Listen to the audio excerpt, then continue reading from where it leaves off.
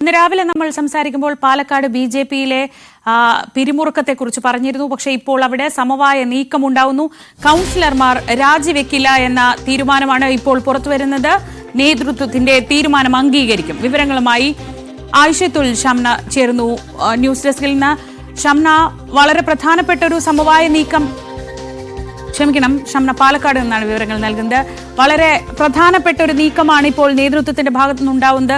നഗരസഭാ ഭരണത്തെ വരെ ബാധിക്കുന്ന തരത്തിലായിരുന്നു അവിടെ ഒരു പ്രതിഷേധത്തിന്റെ സ്വരമുണ്ടായിരുന്നത്. എങ്ങനെയാണ് ഈ സമവായത്തിലേക്ക് എത്തിയത്?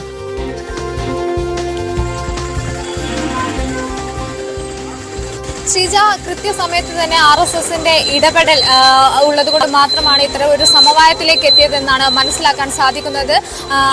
നേരത്തെ തന്നെ ഈ നഗരസഭാ ഭരണത്തെ വരെ പ്രതിസന്ധിയിലാക്കുന്ന, അല്ലെങ്കിൽ BJP ഒന്നാകെ പ്രതിസന്ധിയിലാക്കുന്ന ഒരു തീരുമാനത്തിലേക്കായിരുന്നു നേരത്തെ കൗൺസിൽ അംഗങ്ങൾ എത്തിയിരുന്നത്. ദേശീയ കൗൺസിൽ അംഗം ഉൾപ്പെടെ, ചെയർമാൻ ഉൾപ്പെടെ രാജിയിൽ ഉറച്ചു തന്നെയായിരുന്നു. അക്കാര്യം സംസ്ഥാന നേതൃത്വത്തെ അറിയിച്ചതുമായിരുന്നു.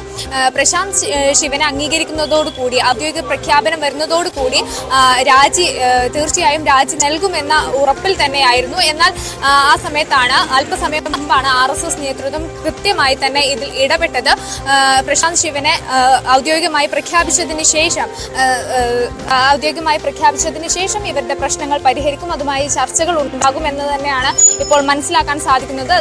അതിനുവേണ്ടി തന്നെ BJPയുടെ ഓഫീസിലെത്തി പ്രശാന്ത് ശിവനെ ജില്ലാ അധ്യക്ഷനായി പ്രഖ്യാപിച്ചതിന് ശേഷം ഈ ഇടഞ്ഞു നിന്നിരുന്ന കൗൺസിൽ അംഗങ്ങൾ ഉൾപ്പെടെയുള്ളവർ ഒപ്പം ഈ BJP ഓഫീസിലെത്തും. അതിനുശേഷം കൃത്യമായി തന്നെ ഇവരുടെ പ്രശ്നങ്ങളിൽ ഒരു ചർച്ചയുണ്ടാകും.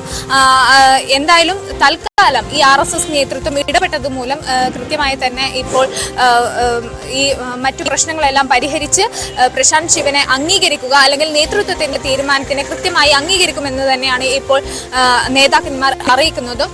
നമുക്കറിയാം, ഈ BJPയെ വളരെയധികം പ്രതിസന്ധിയിലാക്കുന്ന ഒരു തീരുമാനമായിരുന്നു നടക്കേണ്ടിയിരുന്നത്. അതേസമയം അത് തങ്ങൾക്കൊരു മുതൽക്കൂട്ടാക്കാൻ കോൺഗ്രസും കൃത്യമായ ശ്രമം നടത്തിയിരുന്നു. സന്ദീപ് വാര്യർ അടക്കം അതുവഴി അടക്കം കോൺഗ്രസ് ഇതിനെ കൃത്യമായി ഉപയോഗപ്പെടുത്തുന്ന ഒരു സാഹചര്യം കൂടി ഉണ്ടായിരുന്നു.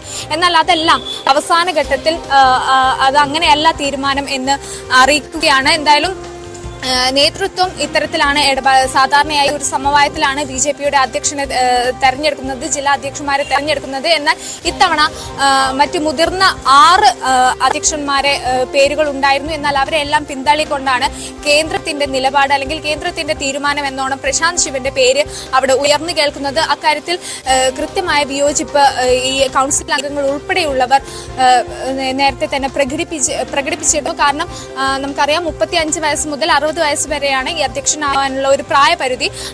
ഈ പ്രശാന്ത് ശിവന് 35 വയസ്സ് മാത്രമാണുള്ളത്. മറ്റു മുതിർന്ന നേതാക്കൾ ഉണ്ടായിരുന്നു ഈ അധ്യക്ഷ സ്ഥാനത്തോട്ട് വരാൻ എന്തുകൊണ്ടും യോഗ്യരായ പ്രായപരിധി, ഒപ്പം പ്രവർത്തന പരിചയം, ഇങ്ങനെ പല ഘടകങ്ങൾ കൊണ്ടും പ്രശാന്ത് ശിവൻ അവിടേക്ക് എത്തിയത് ശരിയായില്ല. അത് കൃഷ്ണകുമാറിന്റെ നോമിനി ആയതുകൊണ്ട് മാത്രമാണ് പ്രശാന്ത് പരിഗണിക്കപ്പെട്ടത് എന്നതായിരുന്നു ഇവരുടെ പരാതി. എന്തായാലും തൽക്കാലം ഒരു സമവായമായിരിക്കുന്നു.